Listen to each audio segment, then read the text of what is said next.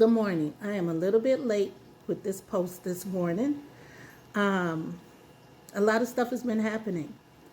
Are you frightened to post? Are you frightened to comment? Are you frightened to say anything? Because that's what he wants you to feel. That's what Laura Loomer and all of those lunatics would like for you to feel. But you cannot give in. I'm going to encourage you to still practice your freedom of speech, your First Amendment rights.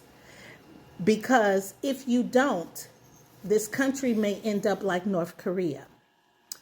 I don't know if you're aware, but North Korea recently, I don't think they ever stopped, but more and more people are being put in front of the death squad.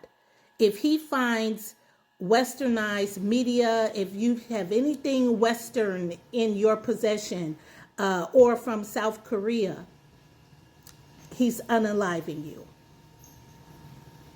And we all know that we do not want to get to that point. So I'm going to encourage people to, if you have the capabilities, to continue to speak out. With that being said, do you remember in the Barbie movie when all of the Kens were fighting and what happened? That's when all of the Barbies took over the government.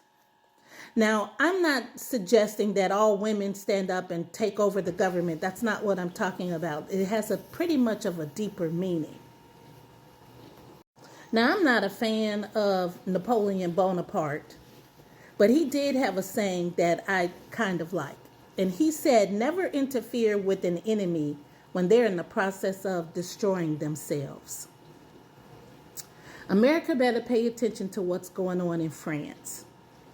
France, and I'm not talking about the protesting and how the French know how to do a revolution. I'm not talking about that. But France may not have lights on by the end of the week. If you haven't been paying attention, their government has fallen. They ousted their prime minister. Something we need to do. But it's the reasoning why. France, for the longest time, has been flying first class over to Africa, but never touching down on its soil. They have been lighted up with the fruits and the labor of the African people. And so Burkina Faso is trying to do his best to unite the African countries and telling Western civilization no. No more using and abusing while you live in a lap of luxury and we live in ruins. And I am all for that. People seem to think Africa, because of the poor education that you were taught, all of the lies that you were taught, hence why they want to get rid of African American history. It's not because of anything else but the fact of the truth. Okay? And so he said no more. Now, if Nigeria could get on board with them being one of the, I think they're the third or the fifth largest oil industry, imagine what that would do.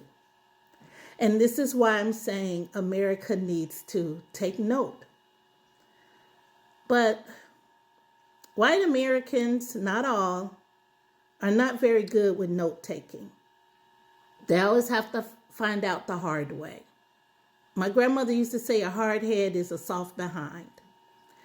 And right now, white Americans are fighting amongst themselves or white man fight back.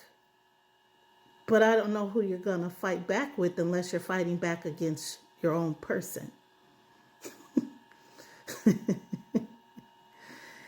I've had so many people, mostly white men, come under my comment section on that video that I did showing the countries, the leaders standing in back holding their flags and American citizens holding a little American flag walking like zombies. It was the Korean Hung Day. video. Oh, they didn't like that video. And they came on there talking about we need to get riddance to them. We don't need them anyway. And oh yeah, you see now with the farmers, all the spoiled vegetables and fruit. So who's going to get out there and manufacture? They're so blinded and stuck in the past, they're killing themselves. And they think that the Koreans are going to come back over here. No, they're not. I keep telling people, watch Korean news. Just turn on the subtitles. You may not know a lot of Korean like I do, but turn on the subtitles. You could see what they're saying.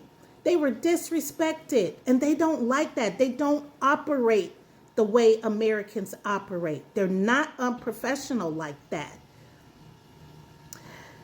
And now Subaru is taking their plant out of America. Research it. And then they'll say, oh, we don't need those kind of cars anyway. Have you seen Ford vehicles? I mean, they've gotten better, but it used to be found on the road dead. That's what that used to stand for. And I know because I have two people that worked the line for years for a Ford plant. All right. So what else has been going on? Oh, when he tried Lisa Cook, remember way back when, from the Federal Reserve, he tried firing her. Well, she won her lawsuit. It came out that he lied. She did not have those two residencies listed as primary residencies. And see, that is what they do. They threaten, they frighten, and they lie. And unfortunately, we just have to stay in the course. Well, some of us. But researchers are leaving. We have biomedical engineers. We have geophysicists. And while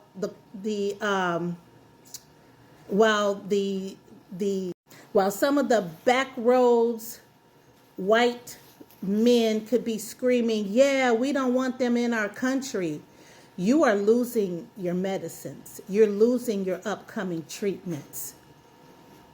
And you don't seem to understand and realize that because some of you guys have never gotten an education higher than the 12th grade.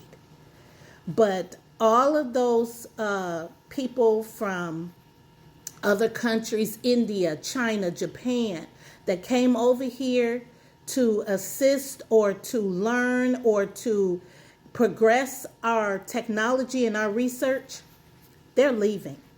Look it up, research it.